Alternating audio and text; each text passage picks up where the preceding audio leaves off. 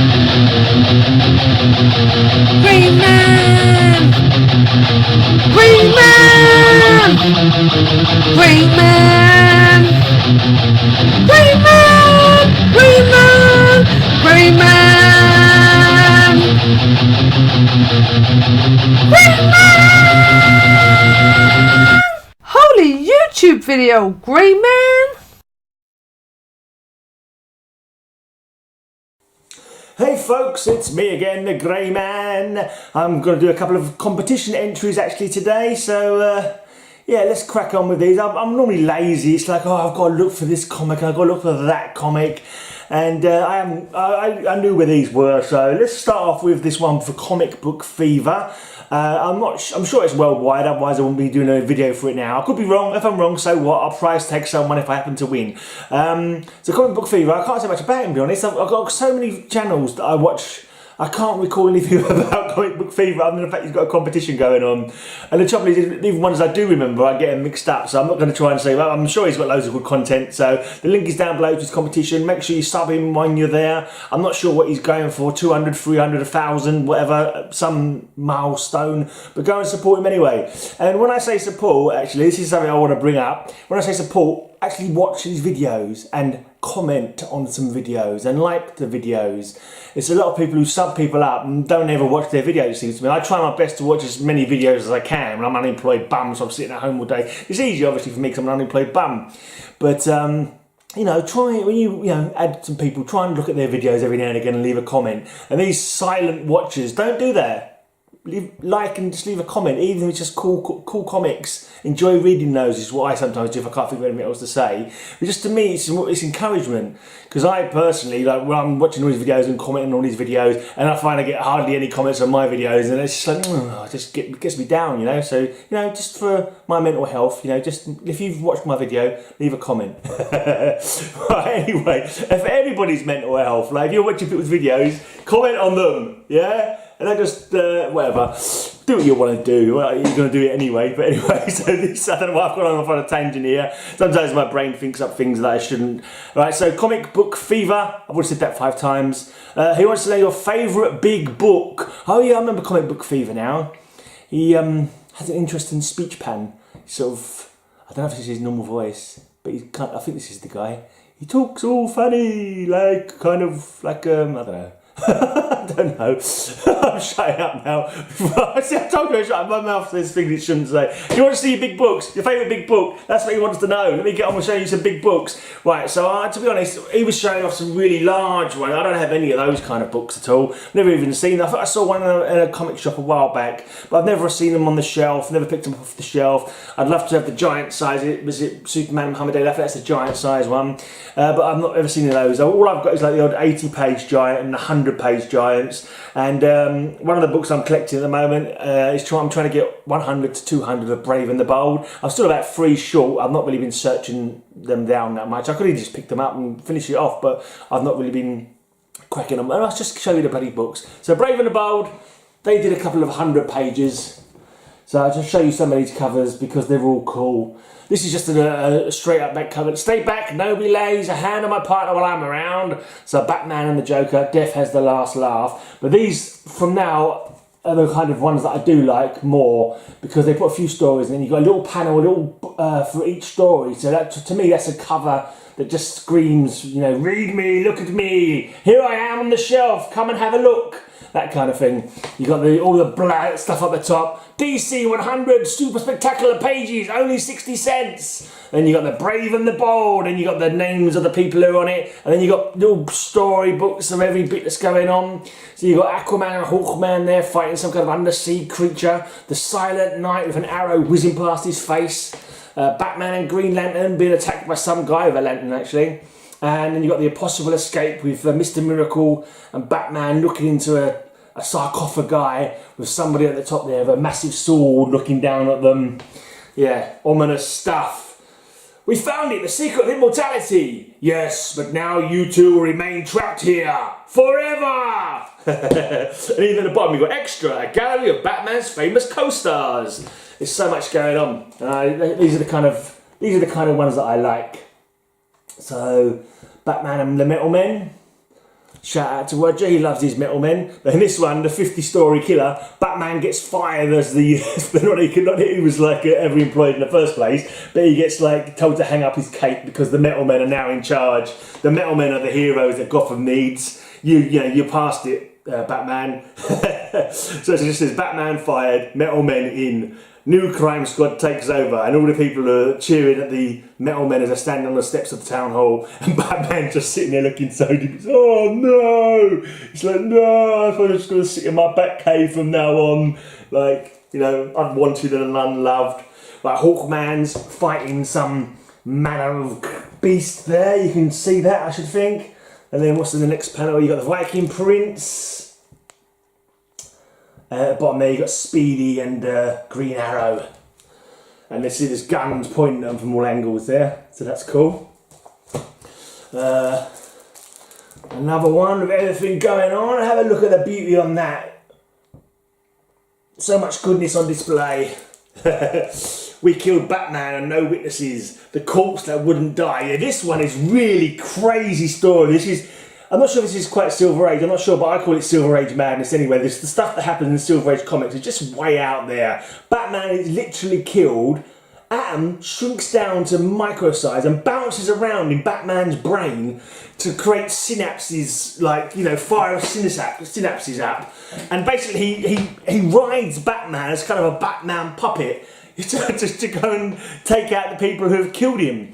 I think he was left brain dead or something like that. He wasn't actually dead, but he was like I think it was brain dead. And so yeah, so Atom rides him as a Batman puppet to take out the crime, and somehow in the last knock-ins it fires his brain up and he comes back to, and he lives again, obviously because Batman can't be dead. But yeah, it's just it's a crazy ass story.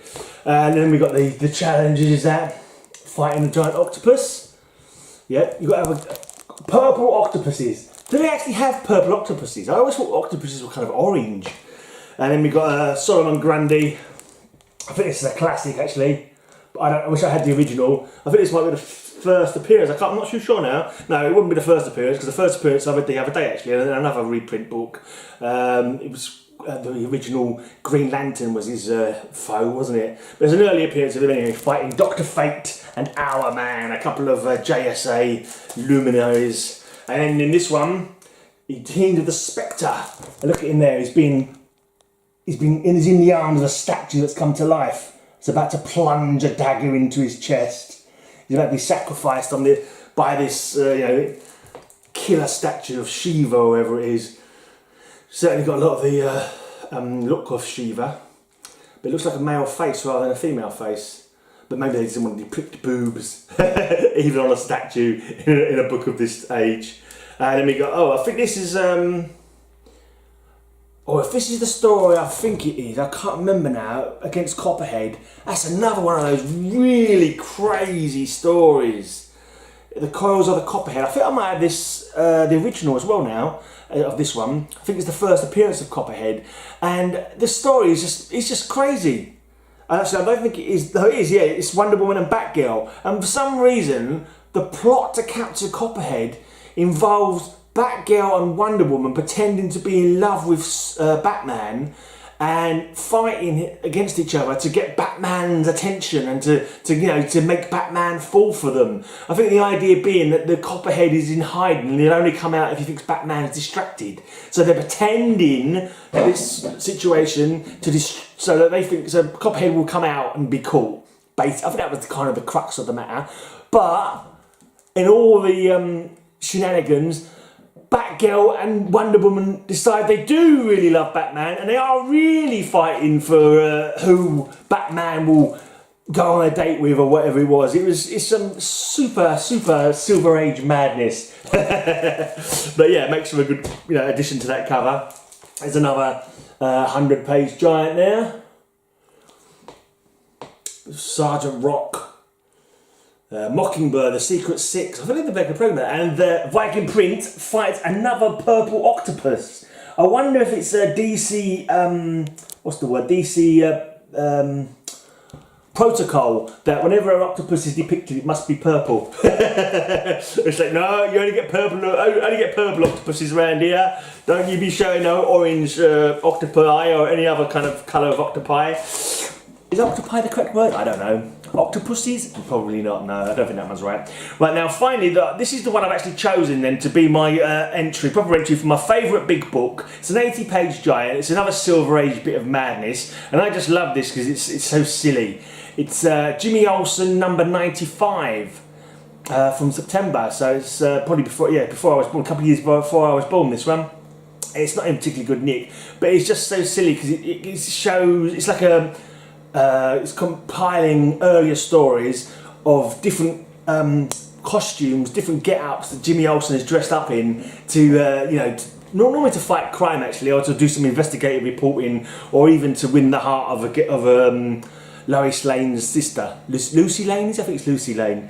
But the one that really got me the most is when he dresses up as a mobster's mole.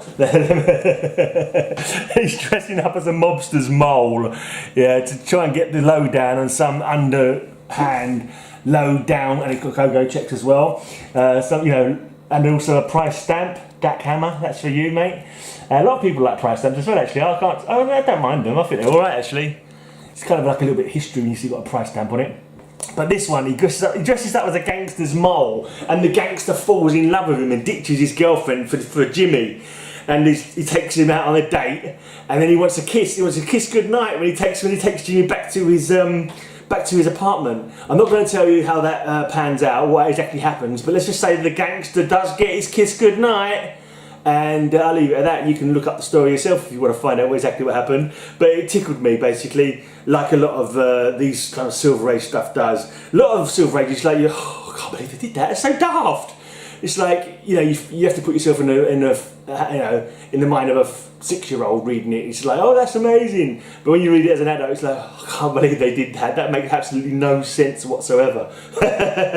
Things like the Arrow car, Green Arrow's Arrow car, used to shoot them out of the car so they could get onto tops of buildings. How would that work? You could just go along and catapult yourself onto the top of a building from the ejector seat car, because you have to work out all the ratios and angles and all that, and to just do it. Like, the chances of failure I think would be immense. But you forget about logic when it comes to comics. But anyway, yeah. So that's what I'm going for my favourite, and I've whittled on for far too long.